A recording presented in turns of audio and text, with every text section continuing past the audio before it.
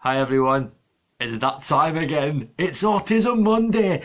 Autism Mondays. Autism Mondays. That is going to be the new theme tune, by the way. I don't even care if you like it. Right, okay, so what am I going to speak about today on Autism Mondays? Right, so we've already discussed my autism spectrum disorder in other videos and the three things that make that up. So we have Asperger's, and I've got a video for that about the 3 times that my Asperger's have got me in deep trouble. And then number 2, we've got ADD. I've got another video for ADD as well discussing that. So number 3, what's the third thing that makes up my specific ASD diagnosis? That is dyspraxia. So what is dyspraxia? So really easy terms, dyspraxia just means you're clumsy as shit. That's what dyspraxia is. I'm clumsy as shit. So I bump into everything and I'm just a nightmare to be around. Nah, it's more than that, right? So dyspraxia, think of it as spatial awareness, right? So my spatial awareness is terrible, right? So I'm going to run through it very quickly and I'm going to use one story. Now, you guys are not going to believe that this story is true. I swear to God it's true. My wife reminded me about this. This did happen. And get through the gump, right? And then you'll get to this story and I promise you it's worth it. I promise you it's worth it, right? So, the wee things that dyspraxia kind of brings up is when I'm in tight spaces, right? I don't realise how tight the space is. So, for example, if I'm in a lift, like I'll elbow you, like I'll get in your road, like I don't understand kind of where I am. If I turn round and you're behind me, you're getting throttled. Like you could be 60-year-old, you're hitting the deck, right? I don't understand what's around me, and sometimes I don't understand how small the space is.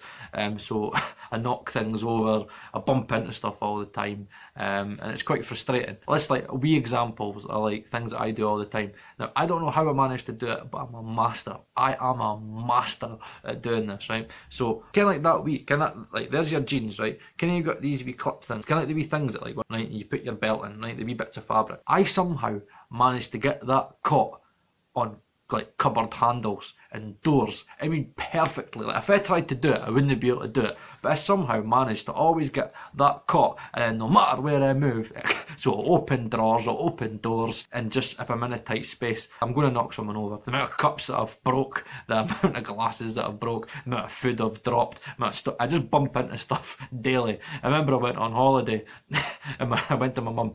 Mum, can I go and play Crash Bandicoot? Can I go and play Crash Bandicoot? They've got a big PlayStation up there. And I turned round and walked straight into this big white pillar. Like you couldn't have missed it, and I walked straight into it. And obviously you would have thought they would have been concerned. No, they just pissed themselves laughing. There was a couple across at the other table. They looked at my mum and dad laughing. They're like, ho, ho, ho. And all of a sudden they started having a conversation about how funny it was. I was such a fucking dumpling. Boof. Like, ho, ho, ho, oh, it's just him. Go and play Crash Bandicoot. I went off and done my own wee thing. Dyspraxia is all about spatial awareness. It's as simple as that. It is a part of some people's autisms. We're going to bump into stuff. We're going to knock stuff over, and it's just it could be quite dangerous, especially when I'm driving, because I do this thing where and everybody's driving in my car knows I drive way too close to the left-hand side of the road.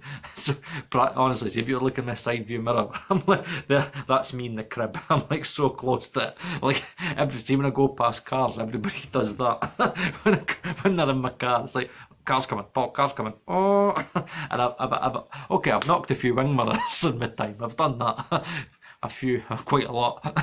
So if you're ever in Dundee and you ever came back and your wing mirror's like it's lying on the ground, it's probably been me that I've smacked into it. Ah well, whatever. Right, so yeah, it's spatial awareness, right?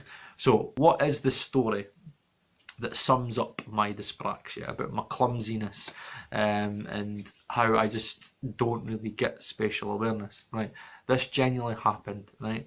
And it shouldn't be funny, right? It shouldn't be funny, right? And I don't mean it to be funny, but it is funny because my wife laughs even at the thought of it, right? So I was in a car crash, right? Laura was pregnant with Madsen, which was our first child, right? So we'd just moved to Invergowrie, right? So I was like, yeah, we're in the wee village, all happy. On this one day, the first time I ever actually tried and like go into Invergowrie like on my own. There's basically this way where you come up to it. It's a wee side bit that you sit in, and you sit there and you wait for everybody to go past, and then you then cut in. So I'm waiting, and at this one specific day, and it's never ever happened again, there must have been roadworks or an accident that was further up. So it was basically backlogged all the way from the top of Riverside all the way down to like the bottom of the roundabout. So it was like massive. So massive queue. So obviously I'm flapping. I'm like, oh, they're coming, they're stopping. It's like people are flashing. My autism's like flapping. I'm like, oh, is he letting me in? Is he not letting me in? Is he no? Is he? Oh, there's a deer. Oh, should I run into that? I'm like, no, I don't know what I'm doing. I get to a point where I'm like, right, breathe. Luckily, there's a little gap. Somebody just goes and flashes me. I'm like, Laura's like, Paul, the boy's flashing you. So I'm like, everybody, people start beeping at us, beep, flashing. I just jumped myself out slightly just to kind of, before I make the decision to go out. And at that exact moment, I'm not a motorcyclist, right? Had just decided, no, what, fuck this traffic. And he just went, right. And honestly, he must have had about that much of a gap between him and the crib. See the two double yellow lines? He was inside it, right? He was actually like that away from the crib. So he goes, woof, and like overtakes all these like stationary cars. Obviously at that same time, I've just jutted out, the boy's flashing me, nobody's expecting. Boof! Let's go fly a kite. Boof! Boy Superman, right? Woof! All I see is just like, boom, boy in the air. And at that moment, like an autistic man in his first car crash, right? And I'm like, I don't know what to do. I'm like, thinking I've killed somebody. Laura's flapping. I'm thinking, maybe autistic specky guy in the prison. I'm going to get bummed. I'm fucking going to get raped. I'm going to become somebody's bitch in jail. I'm like, oh fuck, what am I going to do? So Laura's like, Paul, you need to get out the car. Paul, get out the car. So I'm like, oh, but I don't know what to do. Paul, get out the car. So I'm like, right, you have to get out the car. Just to see if the guy's like still alive, right? He was alive, right? He was alive. Right? He didn't die, right? So I can still say the story. So I get out the car.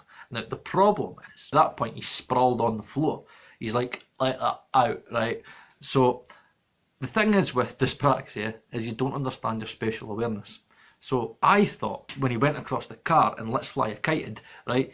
I thought he was miles away. So I got out the car to see if he was okay. I didn't realise he was as close to the car as he was.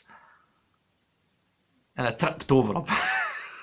I tripped over this lifeless body on the floor. And even worse than that, I tripped over his helmet. So I practically kicked him in the head as I went. And I went toppling right over him. So not only that, did he go flying off his bike, the guy in the car got out of the car and then tripped over his head. And then what made it worse, I went back to him and was like, are you okay? And he just went, just leave us. Just leave me alone. I was fucked off back in the car. I was like, fuck you then. Sitting in the car, she's shaking. I'm like, at least he's alive. At least I'm not getting bummed in jail now. So yes, I actually did. I had my first car crash. The guy went over the bonnet and I tripped over him to try and see if he was okay. And I still remember it was like some random woman just came out and went, it's Steve! It's Steve! I think it's Steve! I'm like, who the fuck's Steve? I'm like, fucking Steve! It's like, it's Steve! It's like the Sims. Oh God, somebody please think of the children, it's Steve! And then fucking, even worse, turned out he was a fucking school teacher. The kids were like fucking doing them get well soon cards. I'm like, I'm the bad guy. I'm like, fucking great. Everybody's, and I remember the car was all bashed up. Everybody's taking photos because it was a pure train wreck. So yes, having dyspraxia is probably, I would say, probably the worst thing. I would say there is nothing good that comes out of having dyspraxia. So I do bump into things quite a lot. I have a lot of bruises growing up as a child. And if I do ever have a car crash with a motorbike, or again I run you over, I'm probably going to trip over you in the process and kick you in the head. So there you go. There the three things that make up my ASD. So hopefully that's been a good story for you. And the guy that went over my bike and Let's Fly a Kited, I hope you're okay now. I got told you were okay. You were on crutches for a wee bit or something, but you're okay and you're back teaching and you're seemingly back on your wee motorbike. But Autism Mondays, and I forgot what the theme tune was. Autism Mondays, Autism Mondays, Autism. I didn't even think that was the way it went. Back or whatever. Right, see you later.